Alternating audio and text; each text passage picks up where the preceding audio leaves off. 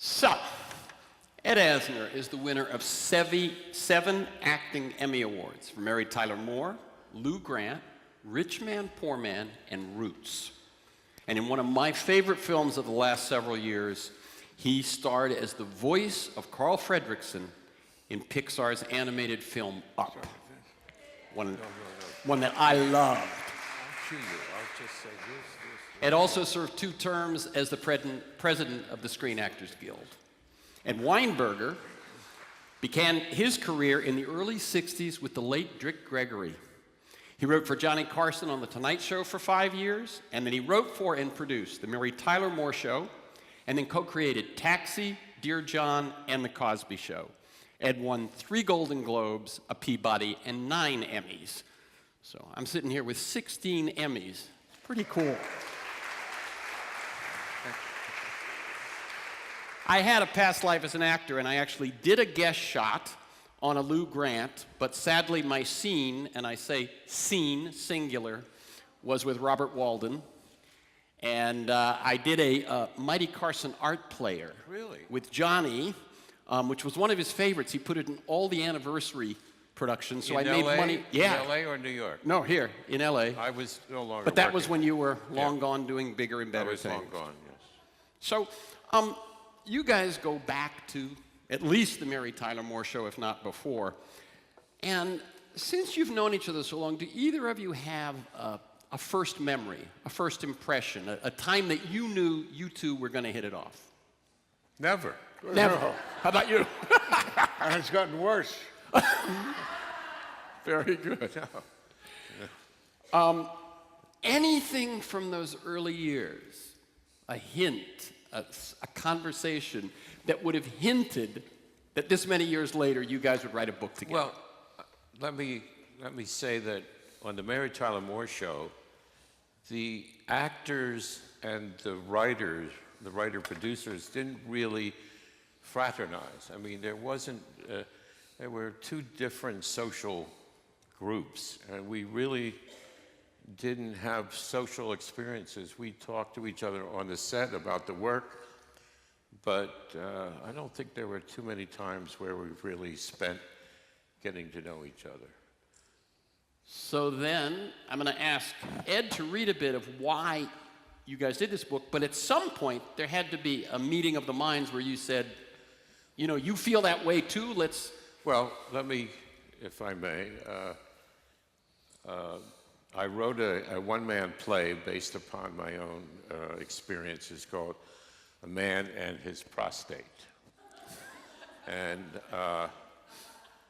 it was work that I felt I had to do after almost dying in an Italian hospital. And when I finished almost not dying, I realized I had a funny story to tell. I wrote it, and in thinking who might perform it, Ed Asner was the first person that came to mind. I sent him the play. He eventually agreed to try it out, which we did, and he's now touring in it. And that brought us together. So there again. you fraternized. Yes, then we fraternized, we worked together, we rehearsed together. And out of that experience, we started talking about, we got talking politics, and it was during the presidential campaign. And we both agreed and both saw the need for a book in which the left, if we may call ourselves that, had a response to the right's constant haranguing about the Constitution, and as we say in the book, as if they not only owned it, but as if they wrote it.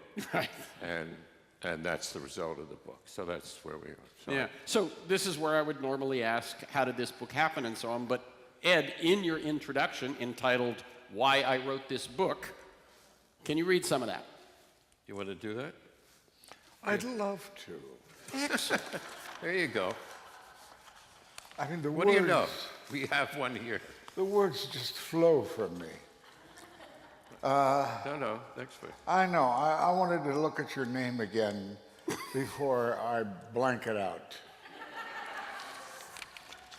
Chapter 1, Introduction. Why I wrote this book. O ye that love mankind, ye that dare oppose not only the tyranny, but the tyrant, stand forth.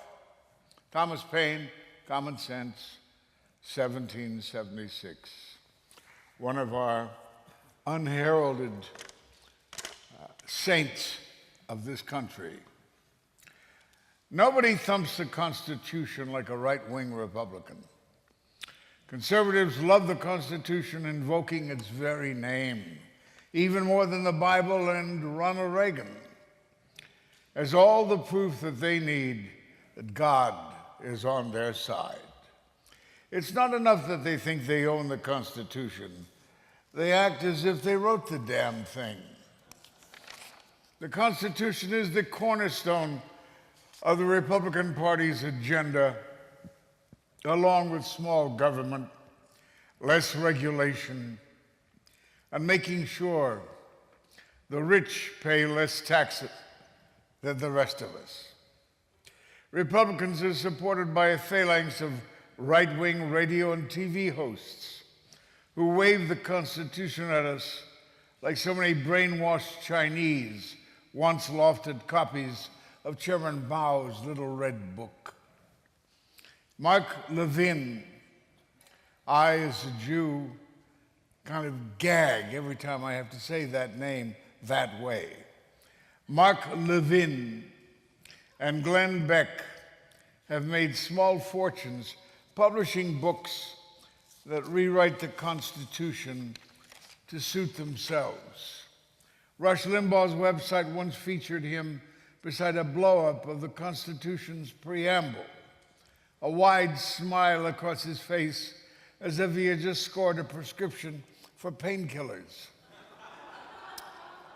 Bill O'Reilly used to give away free copies of the Constitution with every purchase of his Patriot coffee mug.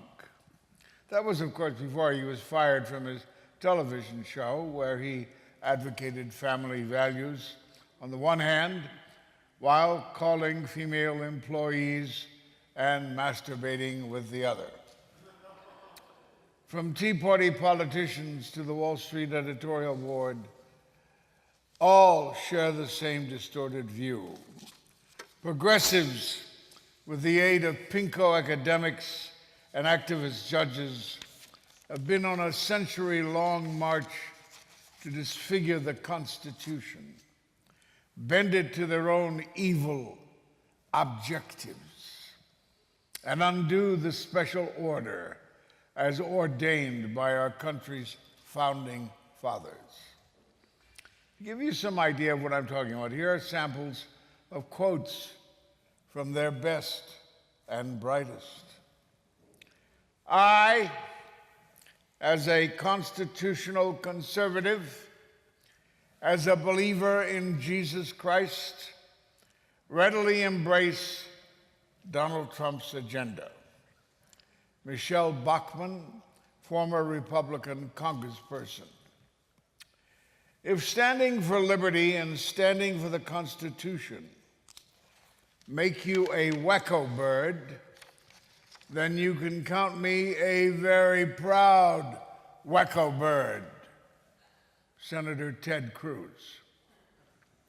You can go to our founding fathers' early documents and see how they crafted a Declaration of Independence and a Constitution that allows that Judeo-Christian belief to be the foundation of our lives. Sarah Palin, who is not who she once was. It is my number one duty as a human being to earn an experiment in self-government every day by spotlighting cockroaches who violate their oath to the U.S. Constitution and wipe their ass with the U.S. Constitution. Ted Nugent, celebrity Trump supporter. And there are a hell of a lot more where those came from. Pissed off by the lies, misrepresentations, and outright horseshit, I decided it was time to strike back. We decided. It was time to reclaim the Constitution. Besides, if the righties were wrong about everything else, like health care, climate change, and the corporate tax rate, they had to be wrong about the Constitution. First, I did my homework. I read the Constitution and the amendments, perused the Federalist and Madison's notes taken during the Constitutional Convention, surveyed the lives of the founders and framers, looked over the Supreme Court opinions of Antonin Scalia and Clarence Thomas, and even tried to digest Glenn Beck's book, The Original Argument, Mark Levin's The Liberty Amendments, and Dr. Ben Carson's A More Perfect Union. Three of the best over-the-counter sleep aids on the market. To find out how the mind of a strict constructionist works, I also dipped into Ted Cruz's autobiography, A Time for Truth, a faith-based romance novel in which the hero falls in love with himself at an early age. Here is a preview of what I came up with. The framers wrote the Constitution in order to form a strong central government, giving sweeping powers to Congress, not the states, and balanced by an equally strong executive branch. Nothing in the Constitution suggests, let alone enforces, the concept of limited government, limited taxes, and limited regulations. The framers were not divinely inspired. They were lawyers. Do you really know any divinely inspired lawyers? The only lawyer ever to be divinely inspired was Saul of Tarsus. When the framers wrote, "We the people," they meant themselves. Most of the founders and framers were deists. Deism is a religion that believes in a God who really doesn't give a shit. The framers did not hate taxation. They needed taxes desperately. They had a war to pay off. A strict constructionist is someone who selects portions of the Constitution to justify already held beliefs. Under the Constitution, women had the same rights as a Chickasaw Indian. The Constitution is as good as the people who swear to protect it. I know what you're thinking. Why me, of all people? Why am I writing a book about the Constitution? Well, why not me? After all, I've played some of the smartest people ever seen on television.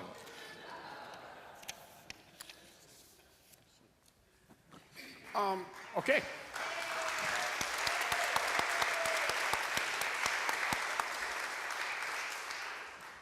So one thing you point out early in the book is that the founders, the framers, the fathers of this country were not perfect people. Now, while Americans are loath to speak ill of the founders, it turns out the founders were not. And you have some of their trash talk, don't you? Well, I do. I happen to have it here. Yes, conveniently. Just coincidentally. And since Mr. Asner, if you notice, I call him Mr. Asner the way Mary called him He's Mr. lucky he doesn't have Grant. to call me Master Asner. Master Asner. I happen to have some of the quotes that the framers had about each other, which sort of is kind of interesting. And would you do us the favor, please? Certainly, certainly. For you, anything. Okay, there you go. Hamilton had a superabundance of secretions, which he could not find whores enough to draw off. John Adams on Alexander Hamilton. He means well, but sometimes and in some things absolutely out of his senses. Benjamin Franklin on John Adams. A senile old bumbler and easy prey for Hamilton and his monarchist conspirators. Thomas Jefferson on George Washington. The life of Dr. Franklin is a continuous scene of dissipation. John Adams on Benjamin Franklin. Mr. Jefferson will soon be revealed Mr. Jefferson will soon be revealed as a voluptuary and intriguing incendiary. Alexander Hamilton on Thomas Jefferson. Okay, so I guess progressives have always had circular firing squads, haven't they? Yes. Who were the attendees to the Constitutional Convention? How representative were they of the rest of the folks in the former colonies? Who were these the 1%? Yes, Well- absolutely. The elite 1% in terms of wealth and property, and Yet a third of them went bankrupt. eventually, and at the time many were also in debt, but still the 1%.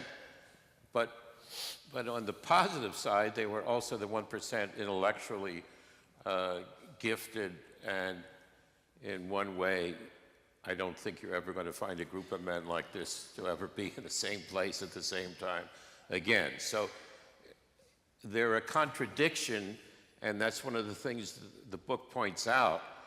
And it's almost a cliche to say there were contradictions, but they were, that's what they were. They were, on the one hand, they were the best and the brightest, and they were also not without self-interest.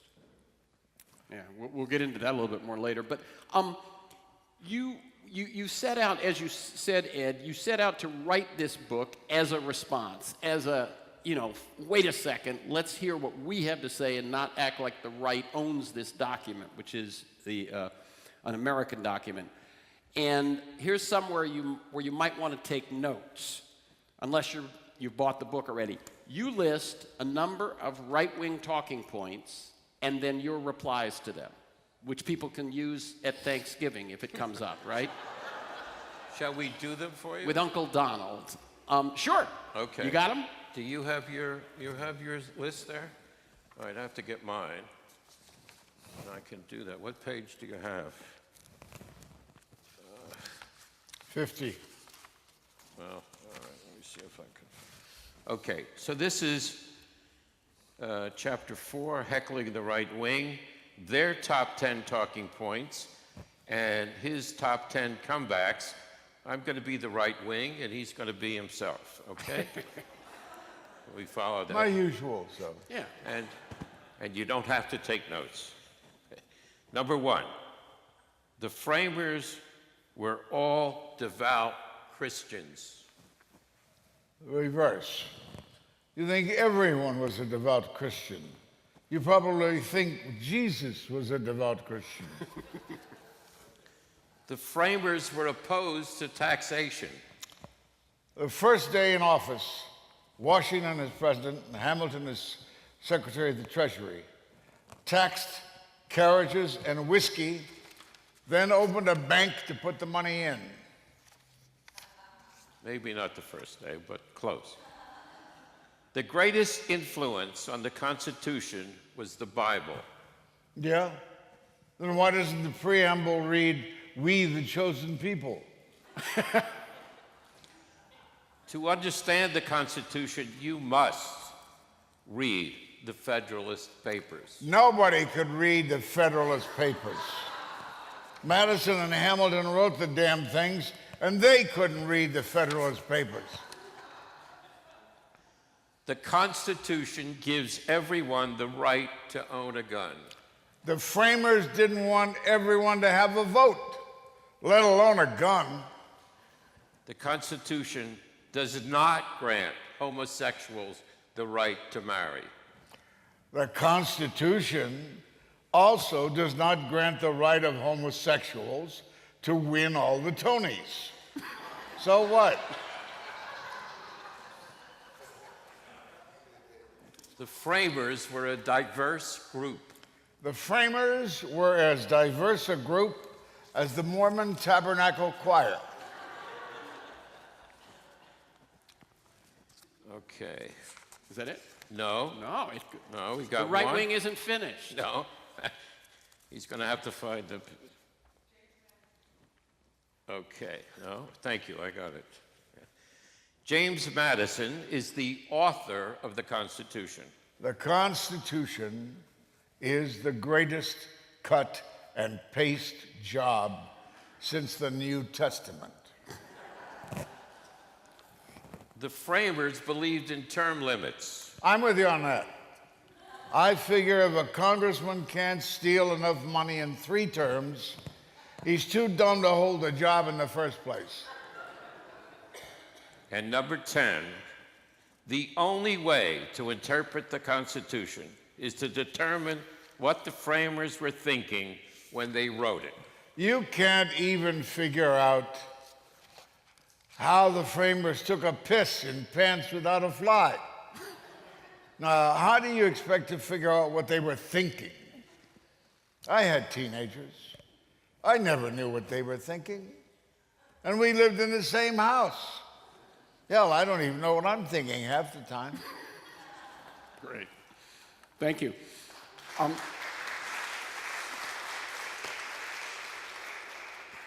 One of the things you talk about in the book is you try to give us a feeling for what was actually going on at the Constitutional Convention, but you choose a rather interesting device to do that. And could you talk about how you made that choice and what that is? Tell me. Well, it's Billy. That's It's Billy with his diary. Okay. He read the book. Okay. Well, this is an interesting discovery. When we were doing research on James Madison, 2 of the biographers mentioned a slave that he brought to Philadelphia with him named Billy. B-I-L-L-Y. That's no last name. And later in one of the books written by Lynn Cheney, she talks about him, and we realized that that he was a very educated man, even though he was a slave, and quite smart. And faced with the problem, because how do you write a book about the Constitution without talking about how it was written? And we all remember our high school history class where we had the Virginia plan, then they had the New Jersey plan, then they had the Connecticut plan, then they had the compromise, and it's all kind of boring. And we had no new way to tell, or we needed a new way to tell that story. So the device used in the book is, what if Billy, James Madison's slave, told or explained the writing of the Constitution in his own journal that he kept at the same time as Madison kept his. So what we have is a slave writing about the Constitution, which gives a whole new perspective of it. When Mr. Asner did the audio portion, the section, the Billy section, the writing of the Constitution, which is one of the longer sections in the book, was read by both our old dear friend, John Amos. I don't know if you remember John Amos from Mary. Woody the Weatherman. He was the weatherman on Mary, and then went on to, what was the name of God, his own series, which it's Moving Uptown. Good times. Yeah. All right, good times. Okay, thank you. And so he read Billy as the. Now here's the interesting thing. This is now, so that's all fictional, Billy's journal. But the truth of it is that at the end of the convention, Billy asked Madison for his freedom. This is now true. We're back into the biography. So he asked Madison for his freedom. And Mr. Madison, who had written to his father saying, I'm not bringing Billy back to Virginia because I think he's been tainted by the liberties of Philadelphia. Madison, and this is some insight into the men of their time, sold Billy to a man from Cincinnati, but on the proviso that after 7 years of servitude, Billy would be given his freedom. And now we're still in the real world here. After serving those 7 years, I assume there were 7, they may have been less, Billy goes back to Madison and becomes his business agent in selling tobacco. As a free man. As a free man, and as a, obviously this is where we realize that Billy was quite educated because he's able to function as a business manager or as an agent in selling tobacco. He gets a family, he gets a last name, he becomes Mr. Gardner, becomes Billy Gardner. And a few years later, when he is lost at sea while working for James Madison, it's James Madison who has to inform his family, Gardner's family, that his former slave Billy is dead. So it's one of the great discoveries, I think, of the book, and he becomes sort of a living character in a way after only a few mentions in both these biographies. So that's the story of Billy, and that's how we tell the writing of the Constitution. When there's a discussion of the Bill of Rights, Billy, for example, imagines what his own Bill of Rights would be like. To work for whoever I want, to marry whoever I want, when I want, to be able to say what I want, and to be able to look any man in the face when I say it. So his Bill of Rights, of course, are a lot different than America's, much simpler, much humbler, but much more poignant, at least from our point of view. So, as you mentioned when you were reading the introduction, Ed, some of your greatest disdain and wrath is for the originalists, the strict constructionists, Clarence Thomas, Antonin Scalia. Could you point out 4 solid reasons why the Constitution is less than perfect? And then you point out a number of Supreme Court decisions that have clearly changed with the times, even though those folks would say it's as written. Would you talk about your response to those strict constructionists? Well, first of all, Scalia, the once proud Scalia, is now rotting in his grave, and he primarily was responsible for interpreting the Constitution to mean that corporations were the equivalent of people, which gave us the, is it the United Fruits Act? Citizens United. Citizens United. No, something like that. Clarence Thomas was sadly exposed at the Anita Hill hearings with a prejudicial congressional committee sitting in judgment on her testimony, so that she was totally invalidated and reduced as a woman. She should have gotten her presentation at this point in time. I think she'd find a lot of supportive women rushing to her defense in droves. The rest of them I'm not versed enough to. Well, I think we should talk about what it means, what they mean when they say originalism. Yeah. All right. This is a term that's used by the right wing all the time, and if you listen to Mark Levin, which I don't, but every once in a while, everybody claims on that side of the fence to be an originalist, which means, in their vernacular, interpreting the Constitution as the framers intended it to be, or as they meant it to be, which means you have to go back a couple hundred years and figure out what the framers meant when they wrote such and such. And once you know that, you will know how to interpret the Constitution. Now, that sets up a lot of problems.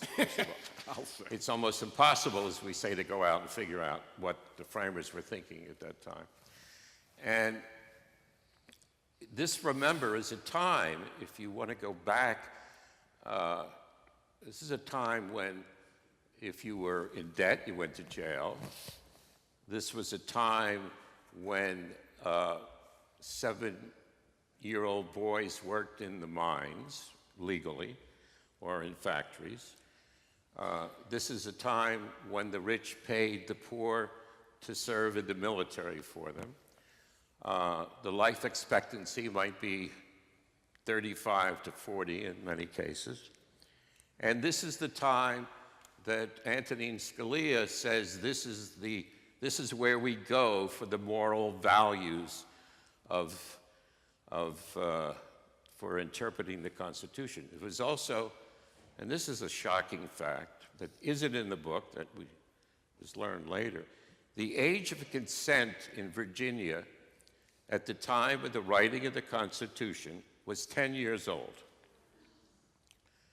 Now, at the same time, Scalia is saying we have to go back to that time to interpret the Constitution today as if nothing has happened, as if there's been no social progress, as if we've learned nothing at all about humanity. And that is how we interpret the Constitution. And that's, of course, Scalia and the originalists are always cheating because they're not consistent. When they want to use original intent, they do, and when it doesn't suit their needs, they don't.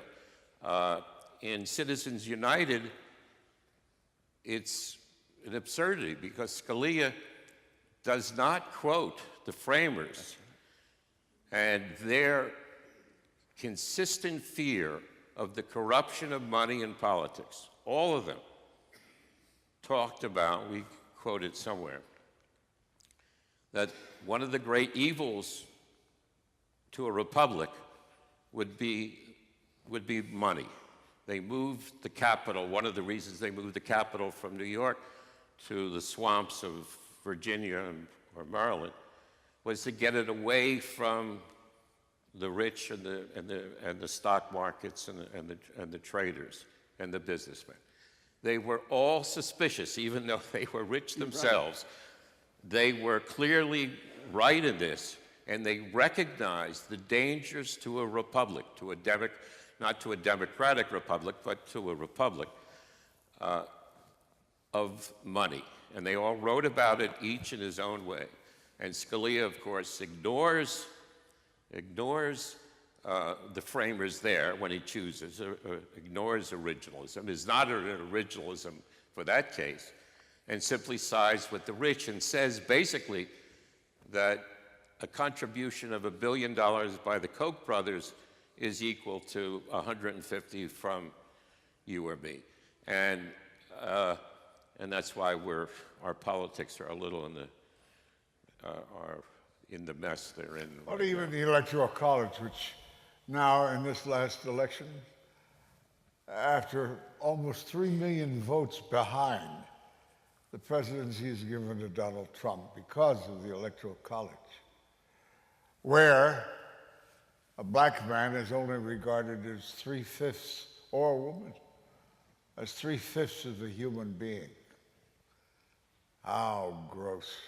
And 3/5 of a human being, not for his own vote, but to expand the vote of his owner. Yes, It wasn't that he got to vote at 0.6. His owner could vote No, 0.6 for every slave he had. other Let me words- just read two quotes that I learned in your book that are how the founders thought about whether the Constitution was a changeable document. Madison says, in framing a system which we wish to last for ages, we should not lose sight of the change which ages will produce. Jefferson, laws and institutions must go hand in hand with the progress of the human mind.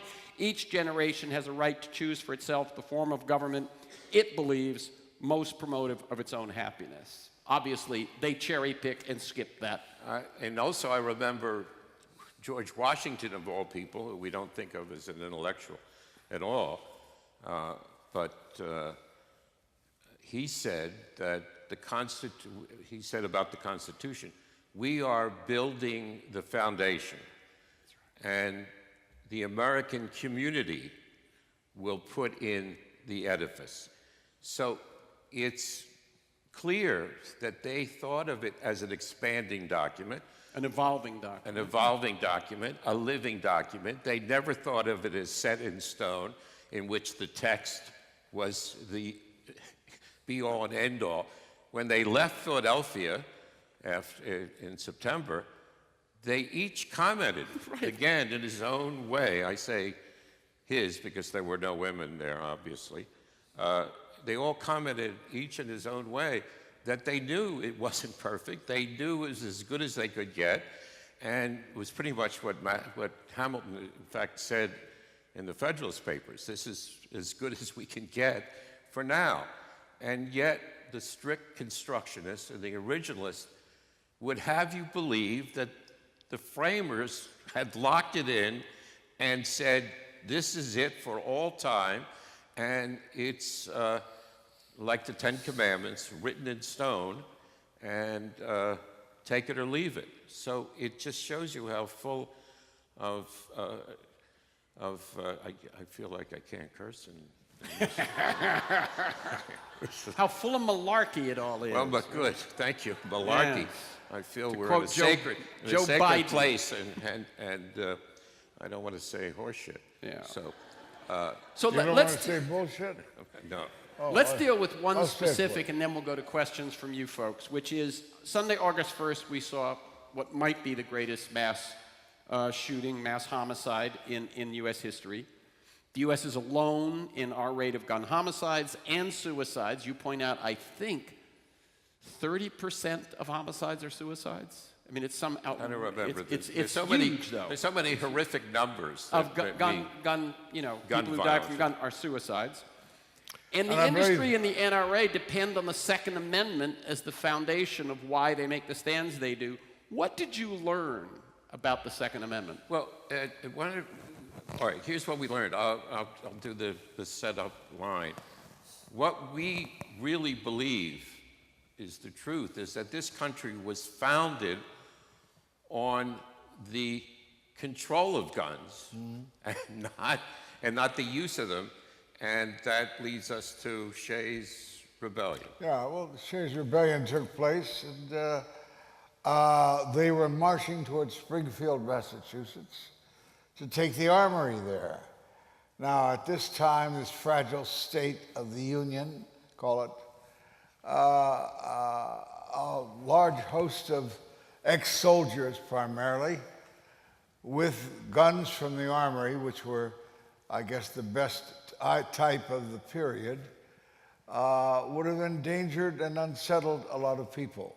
This was the final straw, if you call it that drove Hamilton to work to completing the Second Amendment and save the country, because nothing was made more clear than the best arms, those to fire on people who were in the armory. Madison had, in his writing of the Second Amendment, had made provisions somewhat that the individual homeowner could have that breech loader, that black powder thing which you lit a fuse on, to take game with. But that, of course, is not enough to en masse intimidate people, like what the Armory had. So let me follow up on that.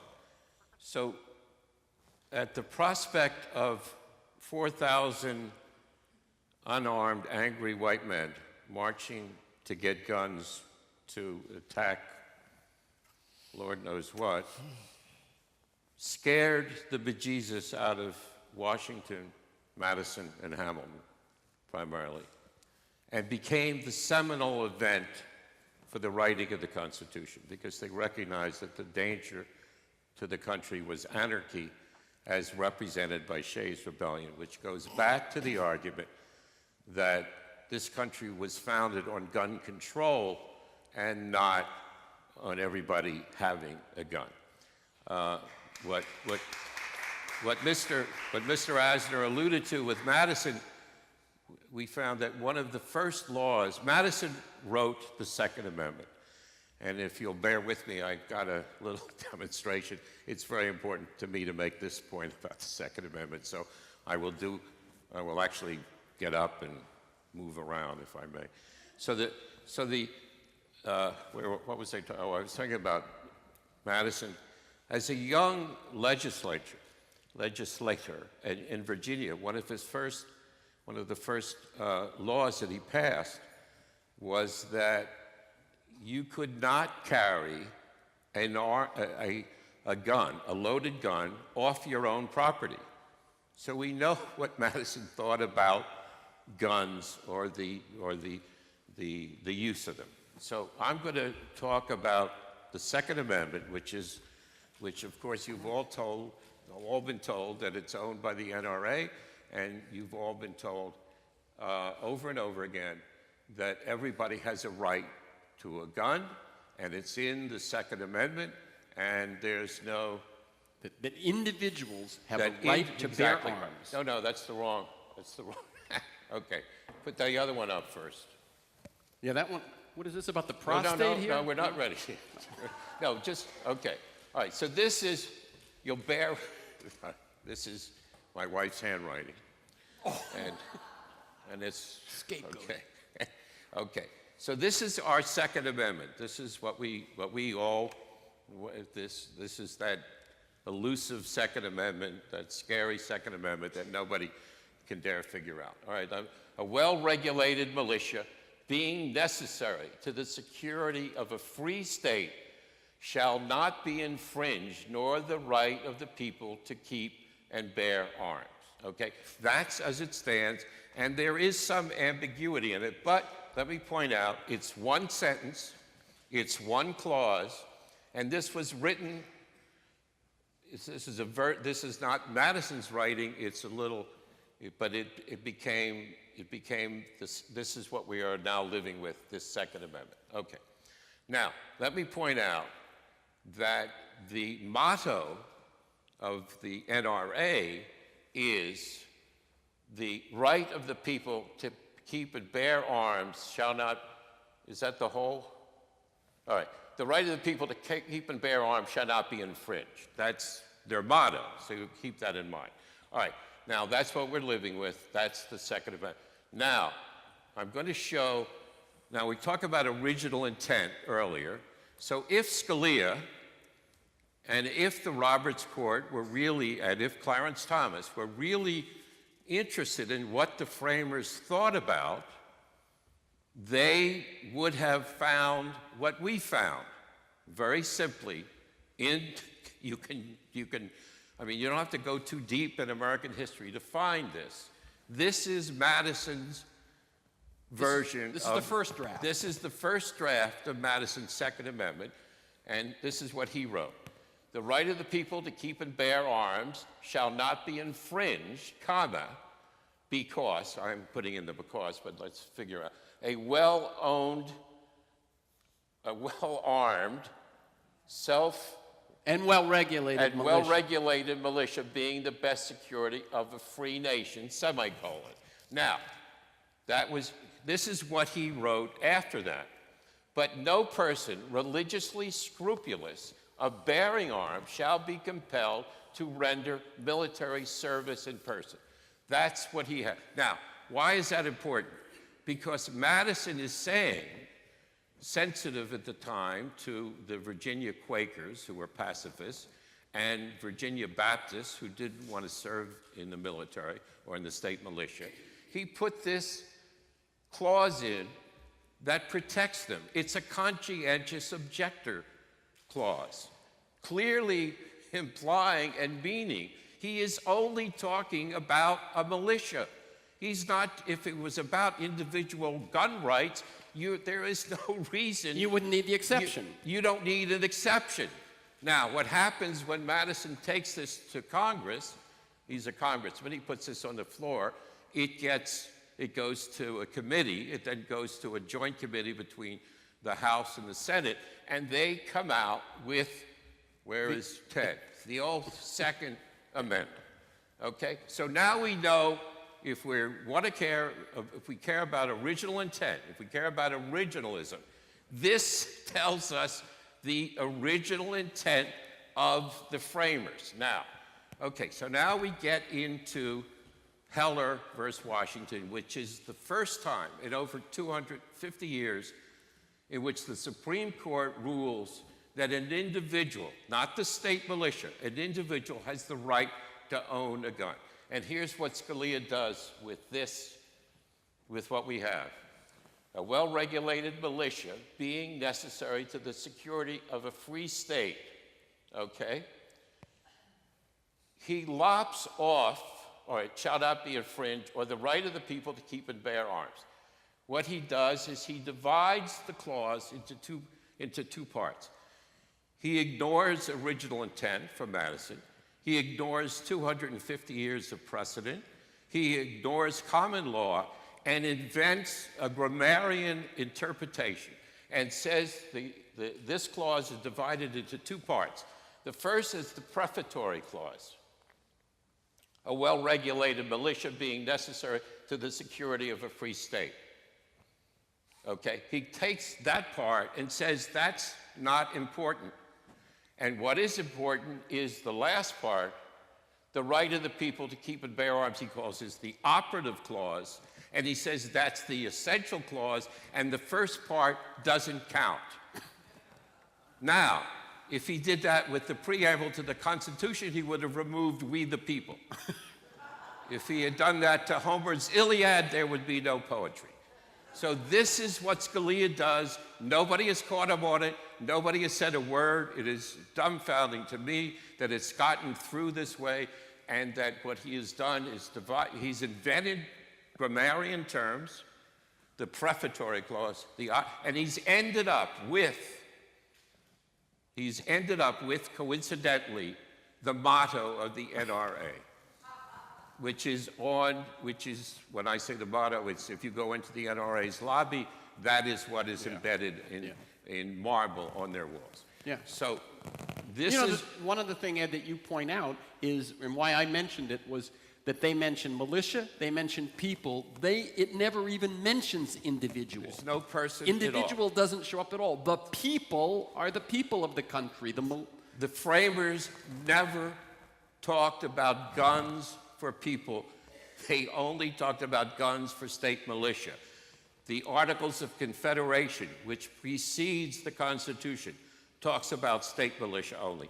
Every state constitution, except Pennsylvania, which is the outlier, talks about guns only in terms of a state militia. Washington, Jefferson, Hamilton, Madison never talked about guns in the hands of people. That was the last thing they wanted and the last thing they thought about. And what we have is the Roberts Court and Scalia has given us a new Second Amendment that is absolutely, and I will say it, full of shit. And there's no other way to put it. So I'm going to turn it over to Ted for questions for you, but the reason that I wanted to go into that one in some depth is that we've shown you that the book is funny, the book has a grouchy, funny, point of view and voice, but at the same time, it deals in real stuff.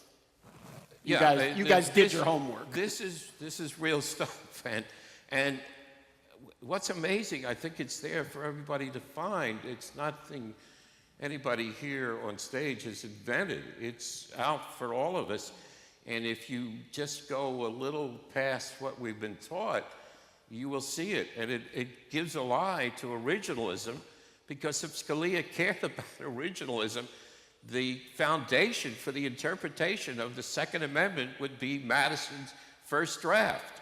But they don't want to even mention that he wrote one, because it just shows what his intent, his original intent was. Okay. So time for some questions. If you have a question, raise your hand. I'll bring the microphone to you. Just a quick reminder, at Live Talks LA, questions start with a W or an H, sometimes a D. They are typically short. There's no such thing as a two-part question, and only Terrence McNally gets to ask follow-up questions. Thank you for being here, both of you. And here's my question to Mr. Weinberger. In the process of writing or co-writing this book and doing research, what was one thing only, mostly, that you learned about citizenship and the... About what? I'm sorry.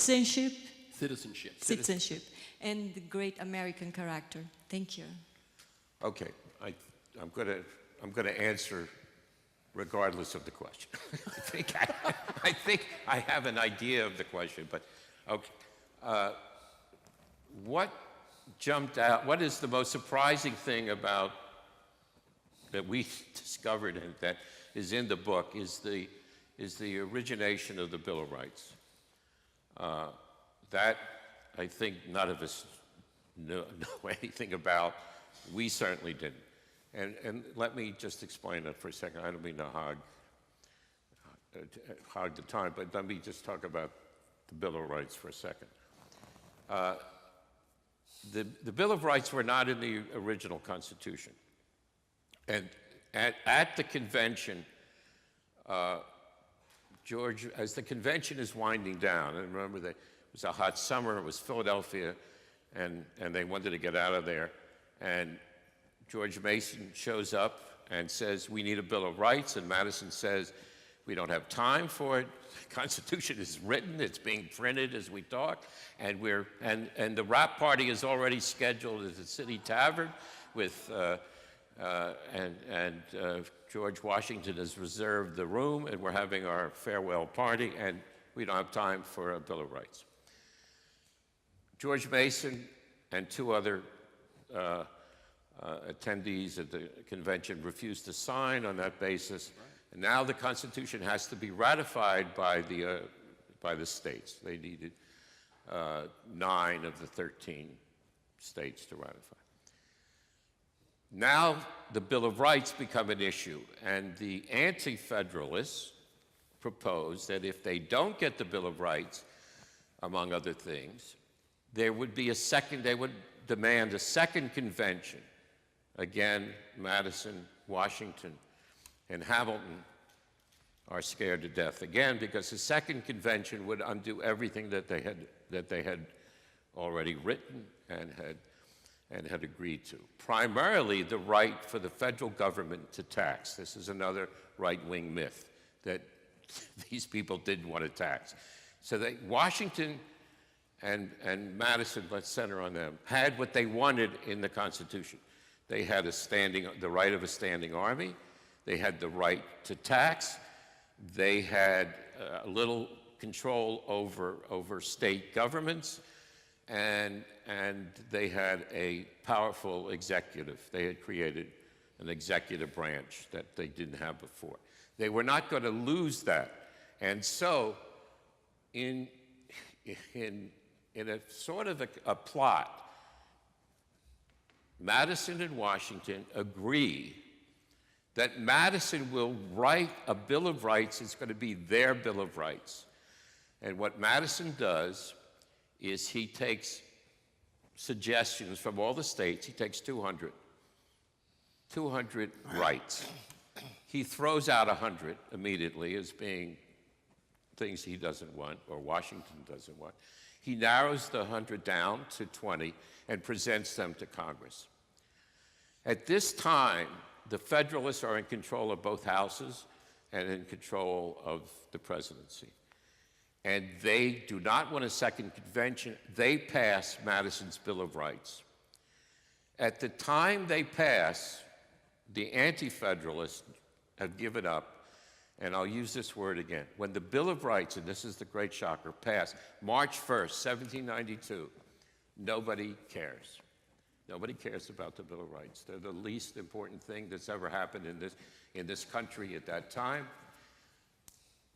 Jefferson announces the passage of the Bill of Rights in this way, and I'll try to make this brief. There was a series of laws that were passed on the same day. Fishery, a couple of lighthouses, a couple of post offices, and a couple of roads, and oh, by the way, a Bill of Rights. There is no parades, there's no celebration, there's no parties. There were parades for the Constitution on July 4th. There were the July 4th, 1776, the Declaration of Independence. The Bill of Rights mean nothing and count for nothing in this country until the 1960s. We have no idea that the Bill of Rights were, and thank God for the Bill of Rights, but they came about not as some ideal plan to give to American citizens. It's the cornerstone of our democracy. At the time, they were part of a conspiracy between Madison and Washington to prevent a second convention.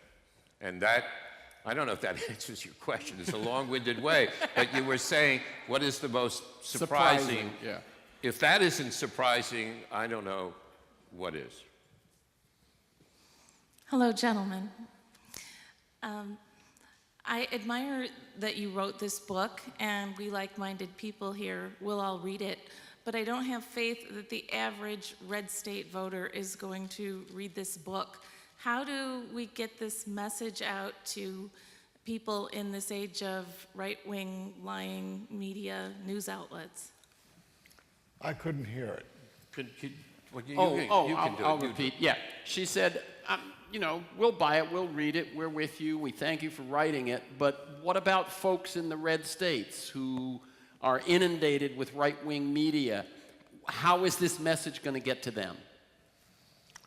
Well, hopefully each and every one of you will be a leader. There are no leaders in this country. You're going to become the leader of the Renewed Constitution group. The idea of inculcating in people the idea that the Constitution is a living, breathing document that must be pored over and examined, and the Supreme Court forced to examine it in totally new lights. With this court, you can expect Roe v. Wade to be challenged. How about that? So that's restoring an old, rigorous Constitution as opposed to the free-flowing one we have come to expect. So it's up to you to spread this sweet poison of the good Constitution as opposed to the alt-right's perjured Constitution. Okay. When I was in high school and in college, we were required to read the Constitution and study it seriously. And I get the feeling that today, very few citizens even know what's in there. What did you find doing your research? And did when you had to read it, did you talk about it and understand it and grasp it? Yes, we went line by line and discussed what each sentence said. And we also got the feeling that it was a work in progress. Great. Where was that school? South Pasadena High School and Pomona College. All right. Well, our friend Richard Dreyfuss is on a campaign to reintroduce the teaching of civics in American high schools because it's been ignored. And I think you make the point that the Constitution isn't being taught and American history isn't being taught the way it should be, if indeed it ever was. And I think it's one of our failures, one of our problems, is that we don't know anything about this, and we need to, or else we're just going to be constantly overwhelmed by the right's interpretation of it, which is clearly off the mark on so many, on almost every issue. I can't think of one where they're close to the truth, and you will hear strict constitutionalists, originalists. You hear that and they have taken the role of the super patriots away from us, who are as patriotic simply because as patriotic as they are, if not more so, because we're grounded in the truth here, and we can't let them own patriotism and own America. That's one Why of the... is there an electoral college? Why are our elections decided by such an arcane institution that part of which was considering the black man as 3/5 of a person, and whose votes at that time carried presidential decisions in elections. And it certainly did this time, didn't it? Yeah. So why does it exist, and for what reason? It has been said by Ed in a number of cases that the founders weren't great lovers of the people. They represented people like them. They were children of the Enlightenment, as he calls them. We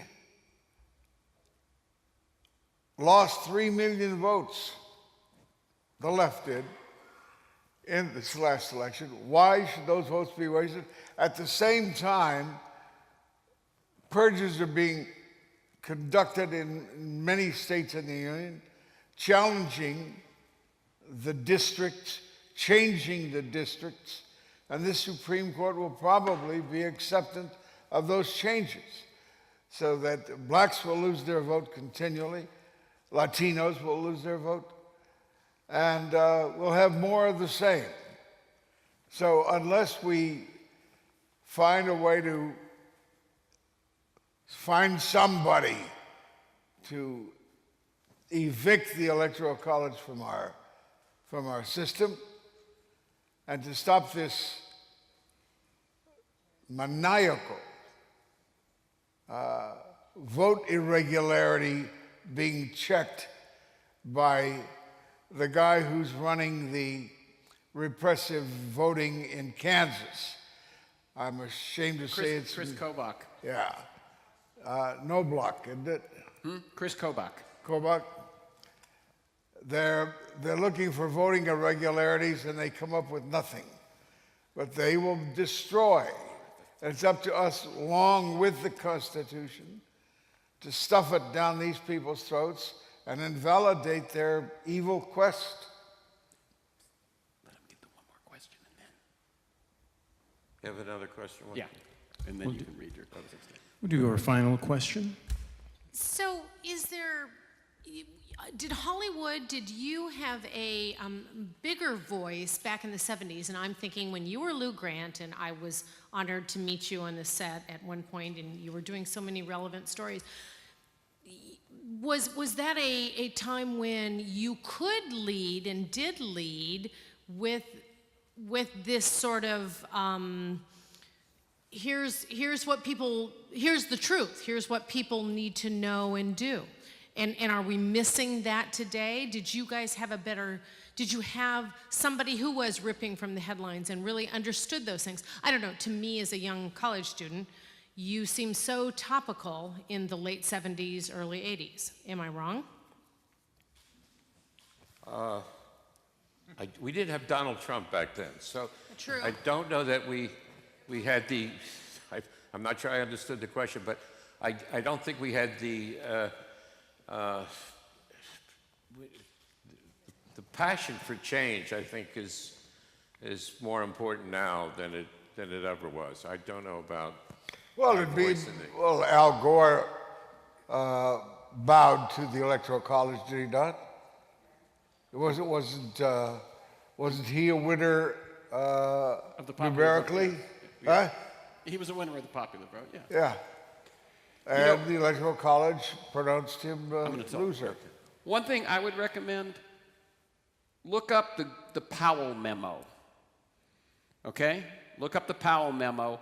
Lewis Powell, who later went on to serve in the Supreme Court, at that point was a lawyer, a Republican, and in the time that you're talking about, the 70s, he said, you know what? When Nixon does the Environmental Protection Agency and Nixon does occupational safety, we've, business, right wing, we have to learn how to play this game better. And he writes a memo which basically maps out a lot of what we now see as the power. You're right, things were different in the 70s, and they set about in a number of ways, the Federalist Society being how they stacked the courts and so on. So go back and look at that and you'll see why things began to turn. That's a good point. I think since we started, if we're out of questions, we started with Thomas Paine, and Mr. Asner mentioned that he's a long-forgotten founder and hero, and for a good reason. I mean, the right doesn't want us to remember him for a lot of reasons, and you'll find them if you look him up. And when we say that he was, this is a quote from Thomas Paine, which I'm going to ask Mr. Asner to read, but it was also read before the Battle of Trenton, when George Washington said, when our troops were most despairing and the war looked lost, and he had this read to the soldiers. And it couldn't be more relevant today, and some of you will find it familiar. And it's from our good friend Thomas Paine, February 14th, 1776. And it's as good a way to conclude the evening. I'm throwing this at you. Moi? Yes, moi. I know you don't. I know you weren't prepared to do this, but you can read if you just read. I wish I had memorized it. Okay. These are the times to try men's souls. The summer soldier and the sunshine patriot will, in this crisis, shrink from the service of their country. But he that stands it now deserves the love and thanks of men and women, of man and woman. Tyranny, like hell, is not easily conquered. Yet we have this conclusion with us, that the harder the conflict, the more glorious the triumph. Thomas Paine, Common Sense, February 14th, 1776.